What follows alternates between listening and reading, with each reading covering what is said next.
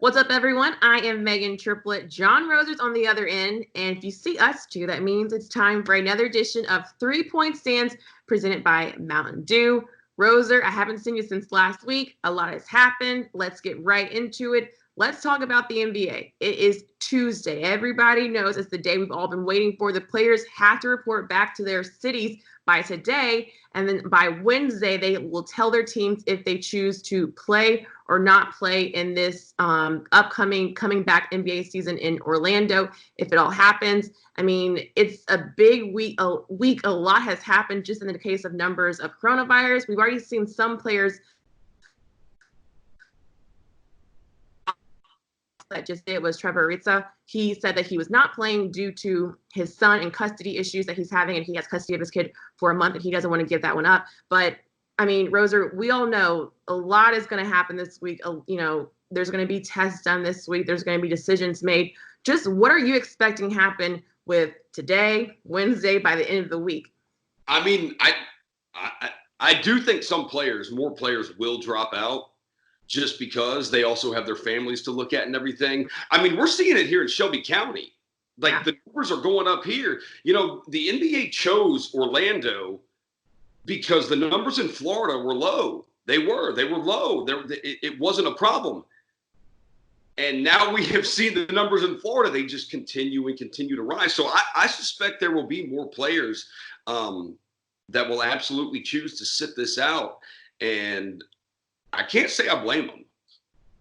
You know, I'm with you. I don't know what this week is going to look like. I think the biggest thing is, obviously, the biggest thing for me is health concerns. And then the second thing is also some players are talking about taking away from the racial justice that we are fighting right now as a country and the world. And then you have those coronavirus numbers just continuing to escalate, and everyone has a different situation. You know, Trevor Ariza, I didn't see that coming, but I think we forget that these guys are men too. They have family situations going on. They had big plans like a custody battle and having your son for a month that you had already worked out with the courts when you thought it was going to be the off season. You're giving up a lot when you look at potentially 3+ months away from your family and living in a bubble, and in that bubble you're in a city, in a county where the numbers have continually rising and you're concerned about your health. It's a lot. And I do think that we all have to prepare for some changes to this, proposed plan that we had originally in that 100-page document. There was already so many rules, but I think a lot could change by come Friday. And you mentioned Shelby County. What we're seeing right here in our own city, the numbers are continually rising because, a lot of these governments have opened up, a lot of stores have opened up. We've kind of started getting to these phases where you can go out to eat, you can sit, 6 feet away. But things are getting a little bit too crowded. I think people are forgetting what this whole quarantine stay at home was all about. Some people don't want to wear masks. I haven't gone out yet. I've gone to pick up food, and I've just seen things. I'm like, wait. I know you haven't gone anywhere. I'm taking it very seriously. And because my mom goes work, home. That's it. I go walking in my neighborhood. For me, I have kids I have to think about, not my own. I have my niece and my nephew that I am around, and my parents who are older. And so it's a really, really big deal for me. But it's crazy. And, Shelby County, we keep pushing those phases back. We've gotten to phase 2. Are we ever going to see phase 3? I'm not sure. I know you've done some research in the numbers. Yeah, I mean, last week, I think it was late last week, I looked at it, and there were probably 1,900 or 2,000 active cases in Shelby County. Now it's up to 2,500. So yeah, we might want, and that's just of the people that have been tested. Mm-hmm. It's I've never been tested for it. You haven't been tested for it. So we don't know really who all has it and who doesn't. I mean, sometimes I think we might want to roll back. We might need to roll back to phase 1. Ooh, here, my suggestion, I've been saying this, I've been a really big proponent of taking it, I think a lot needs to change. I think I wouldn't be surprised if just not our county, our state, but I think the country is going to take some steps back as these numbers rise. I mean, there's more important things that we need to be talking about, obviously, with social justice. But I think that, when you look at coronavirus as well, a lot of things need to be happening. I think we're worried about the wrong things right now as a country, and we've seen that. We've seen that as a whole. We've let a lot of things just slide and slip. And my biggest thing is social justice, coronavirus. Social justice, coronavirus. That's how it goes in my head. And I think a lot of people's are, just, I get it. We've all been home for a little bit too long. We've kind of been iced up. You're tired of seeing your same family members every single day. You're tired of eating the same thing every single day. A lot of people, and a lot of people just decide, I'm not living my life like this. I'm going to get back to normal. I don't care. And is it irresponsible? Yeah, it is. I do understand it on some level because, I mean, I myself have felt that way too. Like I can't stand being cooped up like this. I mean, we'll have to wait and see. And, we started talking about the NBA. A lot's going to change with that when we're talking about numbers because, and then a lot's going to change, I think, in everyone's county by the end of the week. And hopefully a lot of our questions that we have will be answered, and hopefully we'll get some solutions and some new solutions to what we all need to do as a whole to stay healthy. Now, let's get to the biggest news also that happened over the weekend was NASCAR. NASCAR, it was late Sunday when everyone was informed that what looked like a noose was found in the garage at Talladega and Bubba Wallace's garage. It was twine wrapped around and tied. It was shocking, disgusting news to find out. As you know, Bubba Wallace has been, he's the only Black race car driver, and he has been very, very open and honest and fighting the social justice fight. He's worn the Black Lives Matter t-shirts because, NASCAR has been back. Talladega was postponed, and then on Monday, the race resumed because of weather, and NASCAR responded, and all the race car drivers responded by walking his race car all the way up to the front while Bubba was still in the car. It was a very, very emotional moment to see. So Rosa, I'm gonna let you talk a little bit first, because I know I'm gonna go long, because I always do with these type of things. But what was just your stance? This is your lane. This is your lane. But it is yours too. So what was your stance? First of all, just hearing the news and then seeing that response. Well, no, honestly, like when I first heard the news, I kind of had the reaction that, when I talked to Devin yesterday, I got the same reaction he did. I'm like, who has a noose still? Like, it's 2020. Like, where do you even get one? Like, Devin was like, do you get it at the news store? I'm like, I mean, like. It's a twine piece of rope. It's that southern, deep southern thing that, our grandparents, our great grandparents saw. And, someone had to take the time. I think that's the biggest thing is someone took the time. Time to make it. Time to make it, and time to make it look like it. And I know they're still saying what looked like. They won't go all the way out and say that it definitely was a noose, because they're still investigating. Law enforcement has been involved. NASCAR is taking it very seriously. But you're right. Justice Department involved. Yes. The FBI involved too. It's ridiculous. And I think, like, anybody in our generation, for the most part, like, there are always going to be some outliers here and there, because for some reason there's going to be hate in the world. But I think, at least for our generation, like, we hear that story, we see that story, and we're like, really?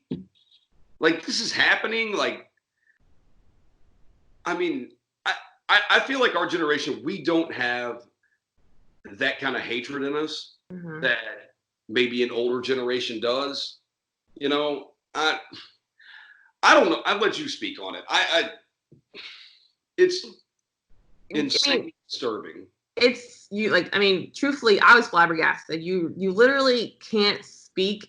You don't really know what to say. I'll tell you where I was when I found out. We were watching the ESPYs. ESPYs came off, and then it was breaking news right into Sports Center for Scott Van Pelt, and that's what the news was, that a noose was found. And even with my dad, who's in his 60s, my dad is from Mississippi. As everyone knows, Talladega is in Alabama. I was just raised, and I'm trying to change my mentality. I was raised on the fact of, you don't drive through Alabama. You don't stop in Alabama. I don't go to Alabama. Like, it's like a drive-through type situation.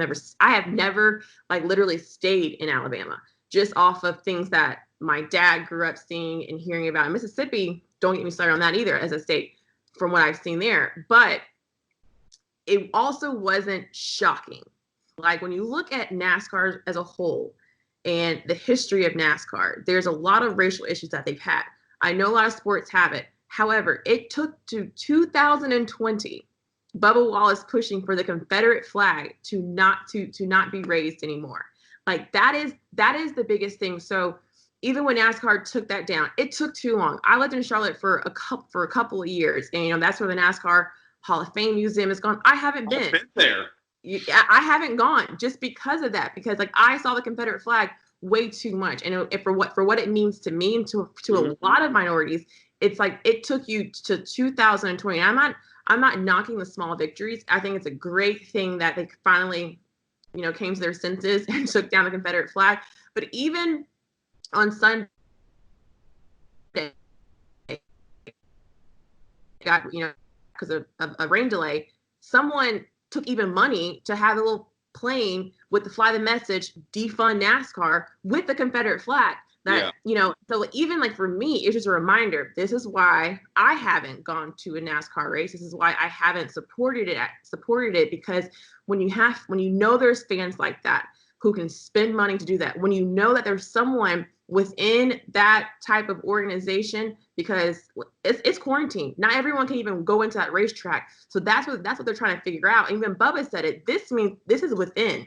Someone was able to get in who was within to go through and leave a noose. So what do you think of my people? What do you think of us? I don't even care how you treat me. How are you treating my cousins, my neighbors, my friends? Like that's the biggest thing. And I think NASCAR's response, their statement, what they did, how they all, pulled Bubba's race car up, I think was the best response ever. I think it was emotional. It was absolutely amazing. NASCAR has a long way to go. And they had taken that step by taking the Confederate flag down, and someone took it upon themselves to try to push them back from the cause, trying to push them back from the message. And I hope NASCAR changes a lot. I think a lot of us off that response, hopefully they get it. They see that, hey, we have a problem within our sport that we've been talking about it for years. Let's make it more diverse. Let's do this. Let's do this. Let's give free tours. Let's give free tickets. That's not going to be enough. Like there's a deep dive that I don't have the answer per se, but I think that this was a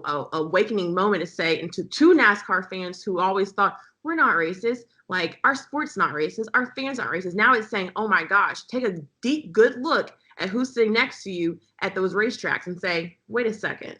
Like, what's the message that we're trying to come across here? Who are you? Like, who's your friends? How do you speak about people? I think it's just a bigger picture of what we're seeing in our country right now is having these uncomfortable conversations with your friends and your family and within yourself. But I did love NASCAR's response. I thought it was beautiful. Bubba crying in the car. I think like that was a moment for him, is to see like who's standing with me. I know we've been saying the hashtag I stand with you. When you see someone actually standing with you and pushing you along, that is a moment where you're like, okay, I know my people. I know that there are good people within the sport, but there are some bad ones, and we need to get those bad apples out of it. So that is, I don't know where I went. I blacked out on that comment, but that's... When you brought up the plane flying over, said defund NASCAR. To me, that is somebody who clearly has some money, like to afford to fly a message from an airplane above. You have spending your money to promote hate is just why? Like why? But and it's one of those whys, and I go back to the sport. Why did you hang the Confederate flag for that long? And like that flag, whether you believe it or not, that flag represents hate. It represents hate for a lot of people. And even if you don't think it does, the fact that there's a group of people, a big group of people who believe that represents hate. And so it's 2020, and we're still seeing people take down the Confederate flag. Like this is crazy and bonkers. Like I said, I'm not knocking it. I love that it finally happened, but someone spent money to put that hatred sign up and fly it across, the track. Did NASCAR do it for how many years? It only took a couple weeks ago where it went down. So it's kind of like, hey, we saw a race car driver say he's quitting. He doesn't want to race anymore because of the Confederate flag. Like, wow, But, you know, that also gives a point of when you watch the ESPYs on Twitter, everyone was saying, you know, stick to sports. Some people were saying stick to sports because obviously the ESPYs were very, very centered around Black Lives Matter. What's really, really important right now, racial justice. We saw a lot of athletes speak out during the ESPYs. And then right after that, it was, okay, a player tries to stick to sports, but a noose is found. So we can't stick to sports anymore. Like, we just can't, because it is now time for us to be very vocal because you're bringing it into our sport. And so now the whole stick to sports, just dribble doesn't work anymore. That statement, that argument cannot work. We cannot say it anymore because this is our life. This is our livelihood and this is our life. So there are no more stick to sports anymore. Okay, Roser, I guess it's time for me to sign off now because you're giving me that look. I know, I got hot. Hot. You go and do your thing. I definitely need some Mountain Dew to cool off a little bit, and I'm gonna go do that. You know, by this time next week, you and I both don't know what it's gonna look like, especially in the world of the NBA. But I cannot wait to talk to you about it. So I will see you same time, same place next week.